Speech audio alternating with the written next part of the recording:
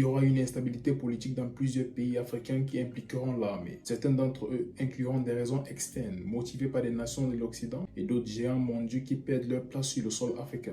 Je vois d'autres nations africaines en état d'alerte, car il y aura des coups d'État qui auront lieu afin de renverser le gouvernement au pouvoir. J'ai vu des nations et des blocs africains qui allaient être soudoyés par l'Ouest et d'autres géants du monde pour s'opposer à leurs propres frères africains et créer une opportunité pour l'Occident de remettre la main sur eux et les faire tomber. Certaines nations que j'ai vues l'Occident prévoyant de passer par leur gouvernement pour abattre leurs frères africains sont le Nigeria, l'Éthiopie, le Sénégal sous le règne de son Excellence Macky Sall et la Côte d'Ivoire.